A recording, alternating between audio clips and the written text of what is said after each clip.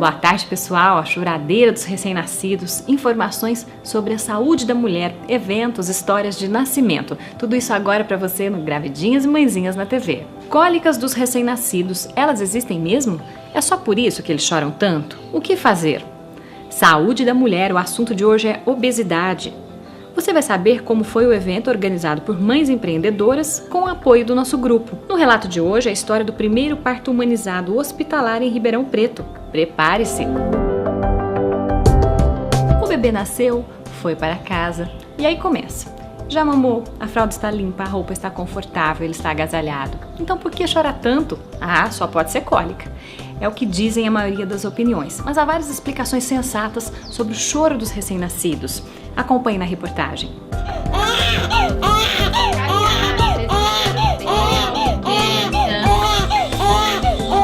Existe a cólica.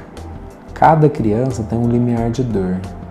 Então, e o intestino tem a maturação certa. Às vezes, se tiver faltando a maturação, o desenvolvimento do intestino, a criança tem um pouco mais de cólica. Normalmente, a criança pode ter a cólica até uns 3, 4 meses, mas vai de cada criança. Então, tem criança que persiste um pouquinho mais com cólica.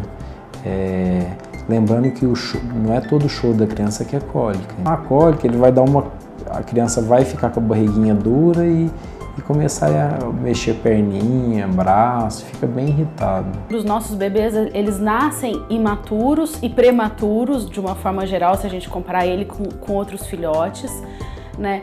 Mas a cólica, como a gente a conhece, de alguma forma, ela foi um jeito que a gente tentou, um nome que a gente tentou dar para um desconforto geral do bebê. Lembrando que ela é sensível, né? A barulho, a claridade. Então, se tiver alguma coisa que tiver trazendo um incômodo, a criança vai chorar. Isabel, a filha mais velha de Zionê, chorava muito quando era bebê.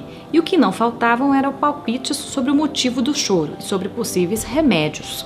Ela chorava muito, muito, o dia inteiro chorando, a noite inteira chorando, não adiantava nada. Todo mundo dava pitaco, né? Vamos fazer paninho de compressa quente. Chegaram até passar simpatia, da rosa, da pinga, de tudo. E não adiantava nada. Minha sogra pegava, colocava ela contra o corpo, carregava ela no colo, contra o corpo, não adiantava nada. E isso foi quase até uns 3 meses. Eles precisam de que a gente consiga, de alguma forma, reproduzir o que eles conhecem. E o que eles mais conhecem? A vida intrauterina. Na vida intrauterina, eles estão protegidos, eles estão contidos, eles têm um barulho constante, porque o barulho dentro da mulher é constante pelo batimento cardíaco, pelo movimento das veias, pelo estômago. Então é barulhento, é um lugar barulhento, ao contrário do que a gente imagina, é um lugar barulhento. A teoria da esterogestação pode ser uma explicação para o choro excessivo. Ela defende que os bebês humanos são os mais indefesos dos mamíferos por causa do maior tamanho do cérebro. Ainda de acordo com a esterogestação, as crianças nascem mais cedo do que deveriam, com o cérebro ainda não totalmente desenvolvido, para poder passar pela pelve estreita da mãe no momento do parto. Nos primeiros 3 meses de vida, o sistema nervoso continua se desenvolvendo e o bebê ainda se sente no útero materno. A qualquer sensação de insegurança, chora. Os bebês, eles têm um reflexo de calma. Quando a gente acerta esse reflexo, ele sai daquele estado de choro desesperado e consegue se acalmar, né? E esse reflexo, ele é conhecido como 5S. Na verdade, a terminação S vem do inglês, né? E foi um pediatra norte-americano que desenvolveu esse método do reflexo de calma. A primeira coisa, então, que a gente faz é conter o bebê. Muitas vezes ele vai ficar muito bravo com essa contenção, mas quando a gente termina ela, mesmo com ele muito bravo, costuma funcionar. Então, para isso, a gente vai segurar a mãozinha do bebê aqui e fazer o que eles chamam de dudu. E é dudu porque é down, up, down, up. Então, colocar o bebê com o pescoço para fora da coberta, desce primeiro down para baixo, segura a mãozinha do bebê, segura a de cá e às vezes a gente vai precisar de usar segurar mesmo, porque eles vão ficando bravos conforme a gente vai enrolando. Depois a gente sobe aqui por trás do ombro do bebê. Meu bebê é fácil, né? Depois ajusta aqui e desce aqui, fazendo down de novo, e up, que a gente vai passar lá para trás, prendendo aqui atrás. Muitas vezes a gente conteve o bebê e ele ainda vai continuar chorando. Então, uma boa forma é pegar o bebê nessa posição que a gente chama de jogador de beisebol, né? Da bola de beisebol, com o bebê para fora, assim, e achar uma postura de lado para ele. Muitas vezes, para cada bebê vai ser uma inclinação, quase de bruço. Normalmente nessa postura ele já vai parar um pouquinho. Junto a isso, a gente vai juntar o chiado, e que tem que ser um chiado mais alto do que o choro que o bebê tá. E junto ao chiado, um leve balançar. E é leve, a gente não pode balançar o bebê com muita força. Então, é fazer o shhh, shhh, shhh. A maioria dos bebês vão se acalmar com essa sequência. Sempre reparando se o bebê não tá com fome, não tá sujo, não tá com calor ou com frio. Mas a maioria dos bebês vão se acalmar. A última coisa a se tentar seria a sucção, que de preferência é colocar o bebê no peito para mamar, né? Se ele tá precisando sugar, não há melhor lugar para se fazer isso do que no peito da mãe, tá? Então esse seria essa sequência do reflexo, de atingir o reflexo de calma do bebê. Outras coisas que a gente pode oferecer para o bebê na tentativa de amenizar a cólica é oferecer o colo, e isso através do sling é uma ótima opção. O bebê vai estar juntinho da mãe, as mãos vão estar livres, a mãe vai poder se movimentar melhor enquanto o bebê está ali. O sling é um carregador de bebê feito de pano, que deve ser usado desde o nascimento. Manter o recém-nascido junto ao corpo da mãe é hábito nas culturas orientais. Tranquiliza, dá segurança e traz para fora do útero a sensação que o bebê tinha lá dentro, assim como o banho no balde. Água morna, relaxante, ambiente pequeno onde é possível flutuar encolhidinho, como dentro da barriga. Outra coisa que é ideal é a chantala, que a mãe pode fazer, aplicar no bebê a partir de 1 mês de vida. A gente pode usar uma bolsinha de sementes que a gente pode esquenta no micro-ondas. Essa daqui é um exemplo dela.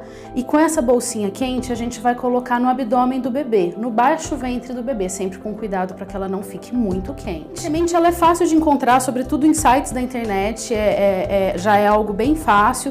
Na maioria das lojas também já tem para vender. E ela é bem útil, assim, muitos bazares em artesanato também.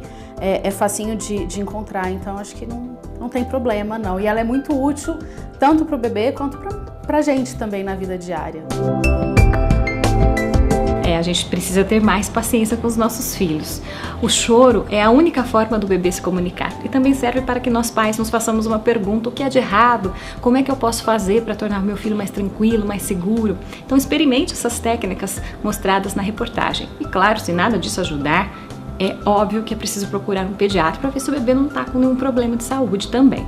E no próximo bloco, falando de saúde, vamos falar de saúde de novo, só que agora saúde da mulher. Não saia daí.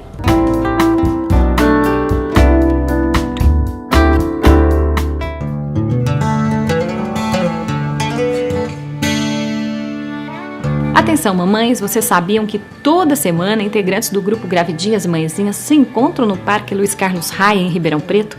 Fica no Jardim Botânico. O encontro descontraído entre mães é às quintas-feiras, às 9h30 da manhã.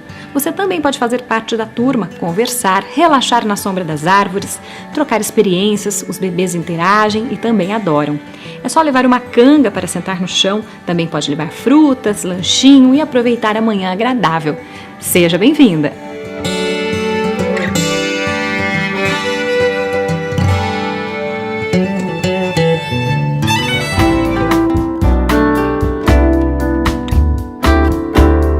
Obesidade. Quantas mulheres, mães, sofrem com os quilinhos a mais, já tentaram vários tipos de dietas e nada dá certo?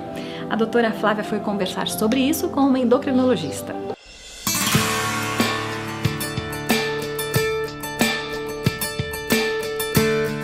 Olá meninas, estamos aqui mais uma vez com o nosso quadro de saúde da mulher. Hoje eu tenho o prazer de receber a endocrinologista a doutora Patrícia Moreira e nós vamos falar sobre um tema que eu tenho certeza que vai chamar a atenção de toda mulher, porque nós vamos falar sobre obesidade, né? Primeiro eu queria saber da doutora Patrícia se as mulheres são mais obesas do que os homens.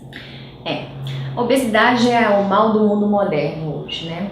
As pessoas têm ficado cada vez mais sedentárias, os alimentos industrializados são fáceis de serem adquiridos, as pessoas não têm tempo mais de preparar seus alimentos, cada vez mais a gente utiliza o carro para tudo, transporte. As mulheres, elas têm uma chance maior de ter um sobrepeso, né, maior do que os homens, apesar que em obesidade, mais ou menos as mulheres e os homens têm a mesma chance. Mas em sobrepeso, as mulheres estão acima em porcentagem do que os homens.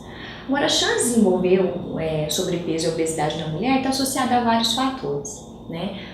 Um que pode ser muito relacionado seria a questão da gestação, do pós-parto. Se a mulher ganhar muito peso durante uma gestação e os cuidados após o parto não forem realizados, como uma alimentação equilibrada, a prática de atividade física, a própria amamentação, ela pode manter um peso em excesso após um parto.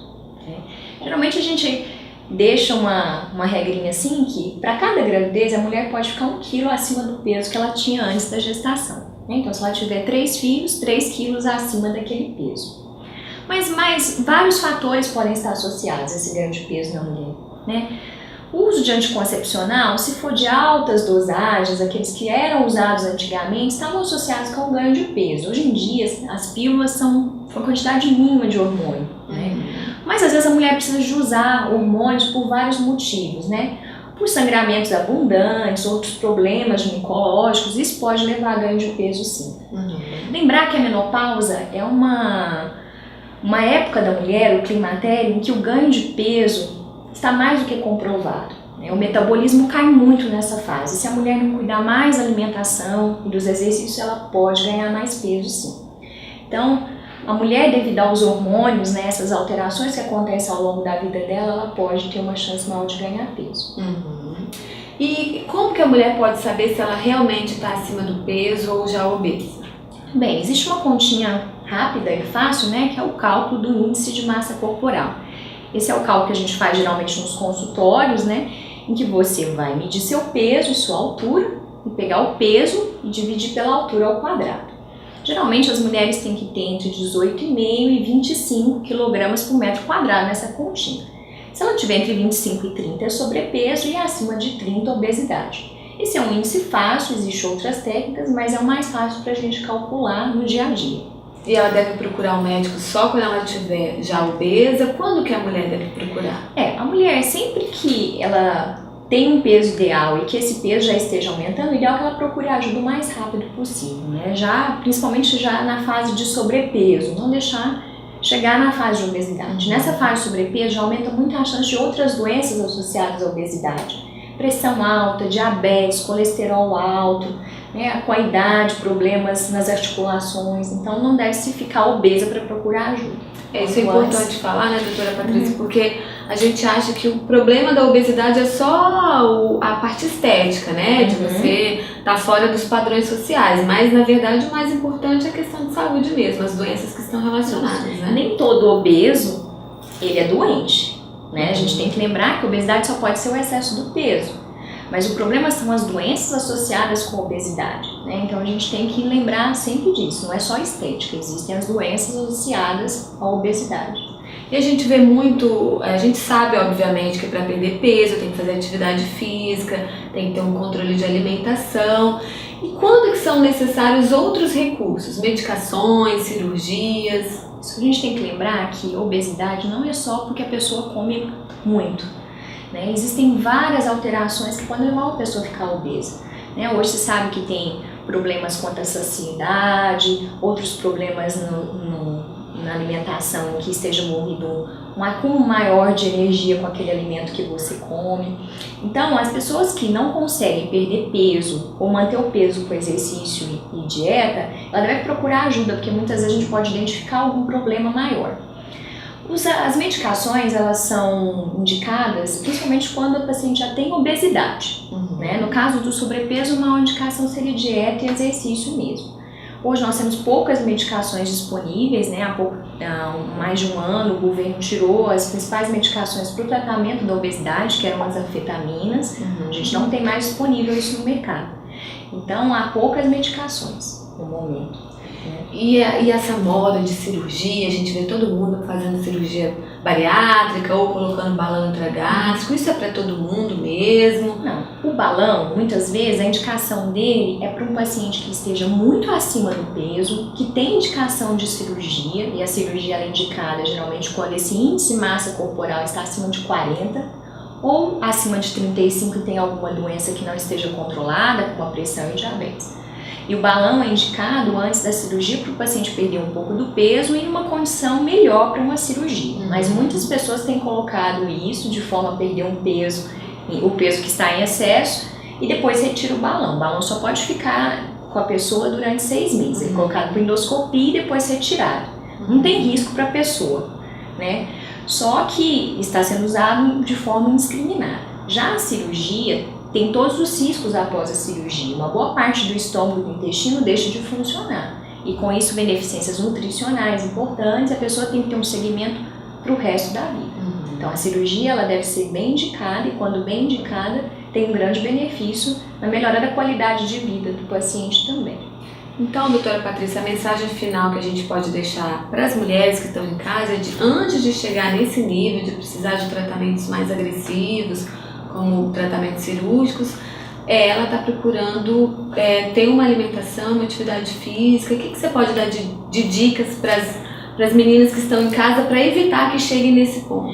Bem, é muito complicado hoje a vida da mulher moderna, né? Ela acumula cada vez mais funções. Antes ela é só a trabalhadora, depois ela acumula a função de dona de casa, esposa, depois de mãe muitas vezes ela passa a cuidar dos próprios pais também. Então ela vai só acumulando função e isso ela vai deixando de se cuidar. Mas em pequenas coisas do dia a dia, acho que a gente pode aumentar um pouco essa nossa inércia, né? Essa inatividade física. Então, se for ao mercado, né? Procurar um caminhão um pouco mais do mercado, às vezes deixar o carro um pouco mais longe, levar o filho ao parque, com isso caminhar com o filho, andar de bicicleta, aproveitar esse tempo em família também para se cuidar. Né? Lembrando que a mulher, quando ela está ensinando o filho a comer, é uma fase também para ela melhorar seus hábitos alimentares, então da questão de frutas, verduras, do tempo certo das refeições, não pular as refeições. Procurar no dia a dia a gente ter coisas fáceis na bolsa, né? No trabalho, alimentos ricos em fibras, ou mesmo as frutas para os pequenos lanches, não deixar de ficar sem se alimentar por um período grande de tempo. Então eu acho que a gente tem que tentar arrumar mais essa função, né? De ser a sua nutricionista, a sua cuidadora da alimentação no dia a dia também. Certo, tá joia. Muito obrigada, doutora Patrícia. A gente se vê no próximo quadro de Saúde da Mulher. Tchau.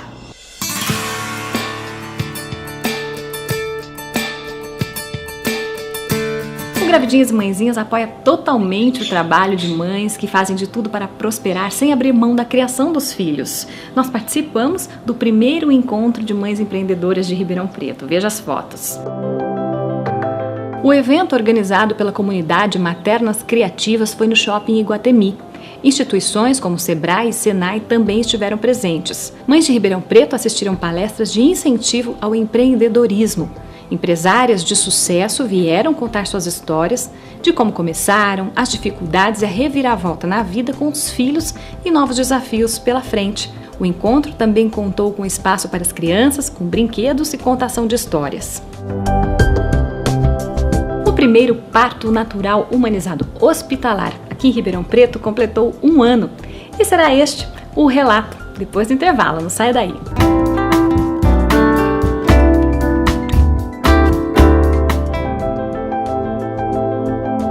Você sabia que além do nosso programa na TV, o Gravidinhas e Mãezinhas também tem um site na internet super informativo, onde você pode tirar dúvidas sobre vários assuntos da gestação e da vida de mãe?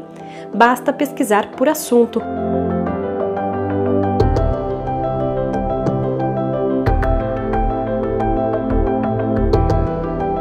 Vários profissionais de saúde e nutrição nos auxiliam com textos muito interessantes. Pelo site gravidinhasemãezinhas.com.br, as mamães também podem se cadastrar num clube de vantagens que concede desconto em várias lojas e serviços, desde buffets, salões de beleza, escolas, farmácias, clínicas de vacinas.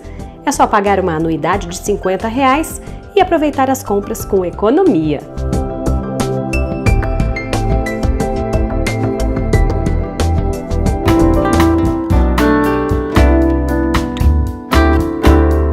Um ano atrás, ter um parto natural, um parto normal, sem intervenções desnecessárias dentro de um hospital aqui em Ribeirão Preto era um desafio.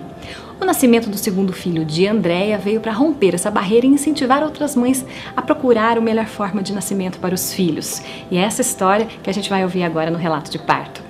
O parto da Maria Fernanda, minha primeira filha, nós entramos em trabalho de parto na quinta-feira à noite. Ela nasceu no domingo de manhã, às 9h42. O dele, nós entramos na quarta-feira à noite em trabalho de parto. E ele nasceu domingo à tarde. E a única certeza que eu tinha quando eu engravidei é que eu queria o parto normal. Até então eu não tinha muita ideia de parto natural. E quando menina, bem pequena mesmo, eu sempre falei do parto Le Boyer, que é o parto na água, que é o parto mais natural. Eu sempre quis isso. E o da Fefe, a gente fez tudo para que acontecesse o mais natural possível. E na medida do possível, ele foi sim um parto humanizado. Só que foi extremamente cansativo, porque eu tive que brigar e meu marido teve que brigar o tempo inteiro com o médico. Porque ele queria sim me enfiar na faca, ele queria sim fazer uma cesárea de qualquer jeito. É cansativo, porque quando você tem um médico que vem e faz o que a gente está pedindo, que ele respeita o que você quer, é diferente. Foi isso que aconteceu no parto do Antônio. Nós trocamos de médico no final da nossa gestação, a gente já estava com 36 semanas e meia. Quando nós trocamos. Quando as contrações começaram na quarta noite, elas começaram muito longas, porém regulares. Eu já falei para o meu marido, eu falei, não é um falso trabalho de parto. Aí ele falou, não. Eu falei, então vamos ficar atentos. Isso foi quarta a noite inteira, quinta o dia inteiro, e ele foi para o escritório trabalhar, tudo tranquilo, tudo calmo. No domingo, quando a coisa começou a apertar mesmo, nós ligamos de manhã para as duas, falamos, olha, pode preparar tudo que o Antônio está chegando. E nisso nós fomos, às 10 horas mais ou menos, quando a Helena já estava aqui em casa, quando as contrações realmente apertaram, nós fomos para o hospital. Literalmente nós abrimos o hospital. Quem abriu o hospital para nós foi o guarda, porque o hospital é um hospital menor, foi o guarda, e nós só fomos para o hospital para que ele nascesse, ponto. Porque todo o trabalho de parto, igualzinho da Maria Fernanda, foi feito em casa. Eu tive a calma, a tranquilidade, o apoio de toda a equipe que estava ali para segurar o trabalho de parto. Porque, como diz Helena, eu gosto do trabalho de parto, gosto. Não sou sadomasoquista, não. Mas é um momento único, é nosso, é poderoso, é empoderar mesmo da informação. É a minha hora, é a hora do meu marido. É a hora que ninguém me tira. Eu sou literalmente dona e senhora daquele momento. Com um reizinho, né? Mas dona e senhora daquele momento. Médico nenhum vai colocar a mão. Ele nasceu na água, então elas conseguiam ver por um espelho que tinha no fundo da banheira. E eu morrendo de dor só ouvindo as duas falarem. E o tempo inteiro meu marido me acalmando, o tempo inteiro a doula me acalmando, porque na fase final, na fase expulsiva, realmente a gente vai para Partolândia e volta pelo menos umas 8 vezes. Ele veio com calma, estava extremamente silenciosa a sala. A sala preparada estava com uma luz bem baixinha, bem penumbra. Ele não teve aquele choque de luz na retina. Ele chegou no meu colo, ele ficou dentro da água comigo o tempo inteiro. Até ele se acalmar, aí sim ele foi para o colo do pai. Não quis mamar num primeiro momento, ao contrário da fominha da minha primeira, que já me agarrou, ele não. Só que depois, né, compensação. Então eu acho que é único, o fato da gente poder ser dona e senhora desse momento e fazer do nosso jeito, respeitando a criança, respeitando a família, respeitando o casal. Ter o apoio do companheiro é fundamental nessa hora. O apoio da equipe médica. Nem a minha pequena Maria Fernanda, hoje gigante, nem o Antônio nasceram de mim. Nasceram de nós. Nasceu de mim e do meu marido. porque sem isso eu não conseguiria.